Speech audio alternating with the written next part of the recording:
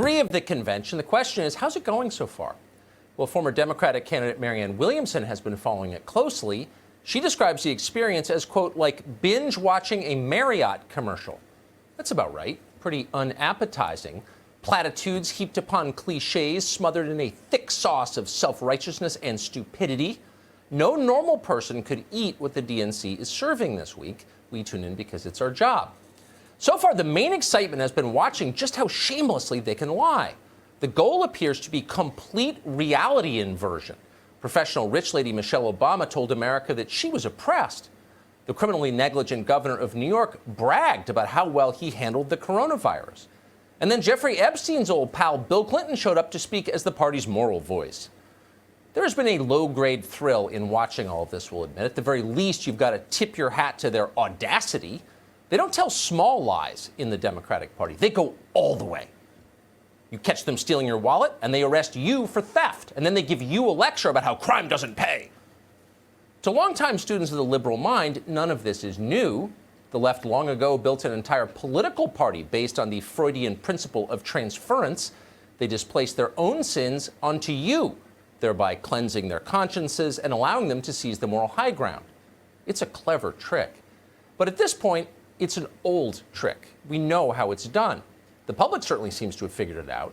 Last night, the Democrats' convention lost in the ratings to a variety show called America's Got Talent.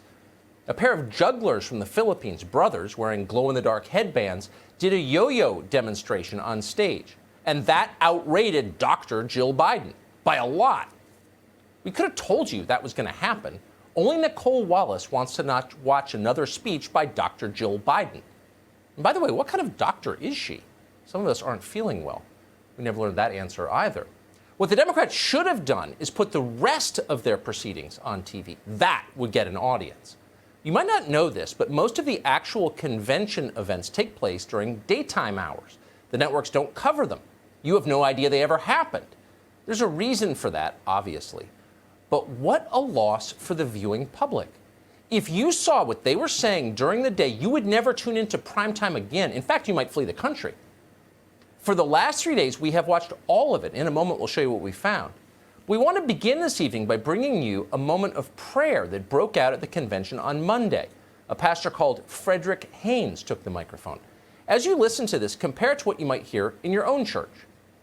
You had the nerve to build a wall while at the same time you have in the harbor there in New York a Statue of Liberty saying, "Give me your tired, your huddled masses yearning to breathe free." Jesus will say, "America, if you don't get your act together, you may well go to hell." To hell! Vote for Biden, doomed sinners, or you're going to hell. Well, it is a pretty straightforward message. Was Jonathan Edwards ever clearer than that? Was Jerry Falwell? Despite what you may have heard, it is the Democratic Party that is the hotbed of religious extremism these days. Pastor Go to Hell Haynes, for example, is a fan of Minister Louis Farrakhan. These are men of faith, just not your faith. But religion is not the only institution the Democrats are reconfiguring at their convention. The Pledge of Allegiance could use an overhaul, too, they've decided, and they're giving it one. Watch the new version. I pledge allegiance to the flag of the United States of America and for the republic for which it stands, one nation, under God, indivisible, with liberty and justice for all, someday. Someday. Right. Someday. This could be a good country someday if we're in charge. Otherwise, it's an awful place. Without us at the helm, America is terrible and not worth saving. You've heard this before. Michelle Obama once suggested it. The first time she was proud of her country was when her family got to run it. But that was nuanced by the standards of today. At the Democratic convention this week, a transgender rights activist called Linda LaBeja just came out and said it explicitly. I've never felt American. I don't know the Pledge of Allegiance. Those are not my systems, the way that is not my president. Those are not their systems. Donald Trump is not their president, meaning this is not their country as long as they dislike the guy in the White House. So it's all or nothing for them, and right now they're trending toward nothing, which is why they apparently turned over the DNC's stage directions to Colin Kaepernick. Watch. Many of the videos and pictures you're about to see were recorded before COVID, which is why the kids are not social distancing. However, the audio was recorded over the past month. You may rise or kneel if you are able, per your preference. You can kneel. So if you watch this stuff for long enough, and we have, it's pretty easy to forget that it's pretty fringy, actually. Look at the polls. Most people don't agree with this. Most Americans like their country. That's why they live here. And a lot of them display that affection by standing for the national anthem. It seems like a small thing, but it means quite a bit to people. Americans have died in battle to protect our national symbols. That is a talking point, yes, but it's not just a talking point. It really happened. But they don't know anything about that at the Democratic National Convention, and they don't think that your kids ought to know about it either. And that's why they've endorsed erasing American history. May this moment in history manifest more monuments like these to replace the old ones that no one really cares to see anymore.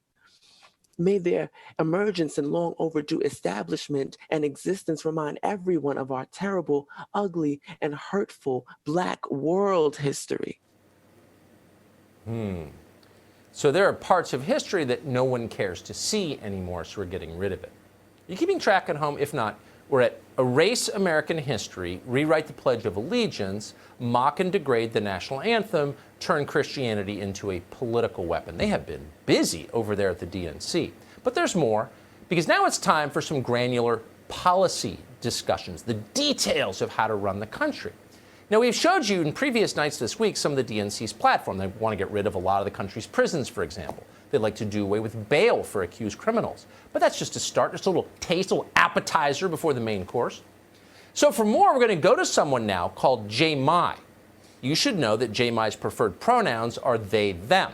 According to their biography at Wake Forest University, Jay Mai is, quote, a Black Vietnamese transgender, non-binary, gender-transcendent mermaid queen king currently living out their ever-evolving truths in Winston-Salem, end quote. Got it? Okay, now listen to Jay Mai. Why can't folks imagine a world without the cops? Why can't folks imagine a world without prisons? Why can't people expand their imaginations to include community care, to include an abolitionist future? And I'm talking about like for real abolition, not just watered down DNC version of abolition. We're talking about abolishing the police. We're talking about abolishing ICE. We're talking about abolishing prisons. Yeah, we're talking about abolishing the police, abolishing ICE, abolishing all prisons. We're imagining a world like that. We're bringing it to you. You're starting to get some sense why they're not putting this stuff on TV. Democrats and their faithful lackeys, the media, have been telling you for weeks that none of this is real. You're imagining it. Democrats don't really want to take the cops away and leave you defenseless. Yes, they are voting to take billions from police departments across the country. But that's not really defunding. It's redistributing. Not a big deal. Calm down. But now, Jay Mai shows up and lets an entire animal shelter of cats out of the DNC's bag and lets you know that, yes, all your fears are true. We're doing exactly what you think we're doing. The gender-transcendent mermaid queen kings are here, and it's a whole new deal now. Get psyched. And be sure to warn your daughters. No more field hockey scholarships to Bowdoin for them. No, there are boys on the field. Democrats want biological men to compete with girls in sports. Most parents of girls think that's nuts because it is, and terrible for girls because, obviously. But at the Democratic National Convention, it's not even questioned. It's just business as usual. Watch transgender person Marissa Richmond explain. We're going to have a panel looking at trans youth issues.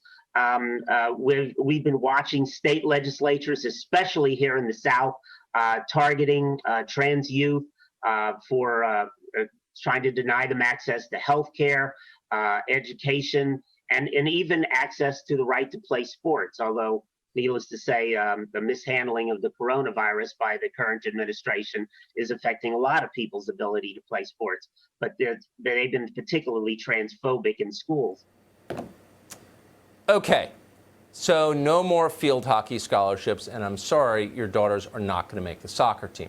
That's bad news. Most people could live with it if they had to. But once again, it's just the beginning.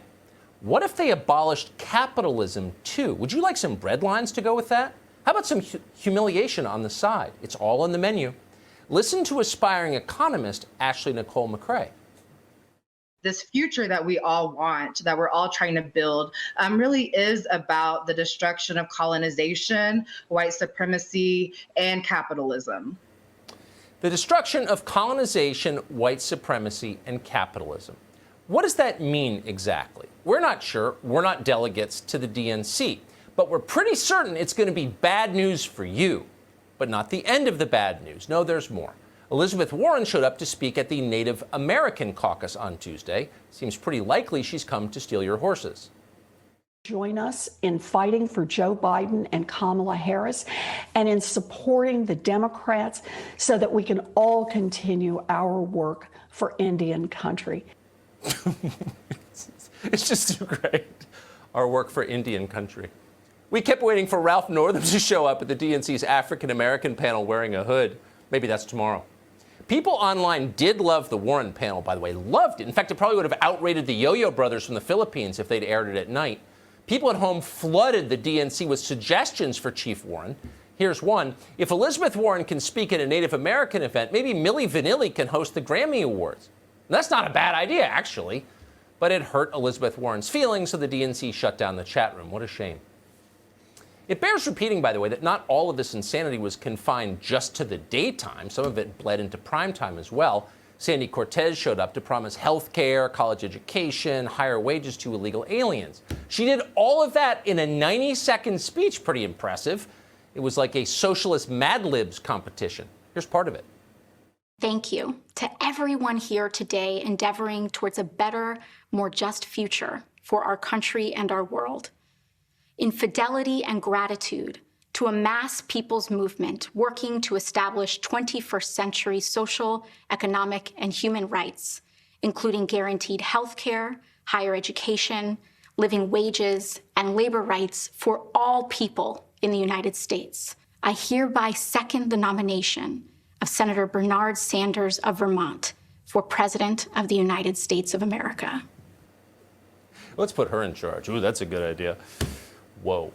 We should note that crazy as all of this was, and it was, none of it was too crazy for Joe Biden or Kamala Harris. Sandy Cortez called for giving government health insurance to foreign nationals, tens of millions of them. Jay Mai imagined a world without cops or prisons. Some lunatic in a clerical collar showed up and said Republicans are going to hell. Harris and Biden nodded along. It all seemed normal to them, because it is.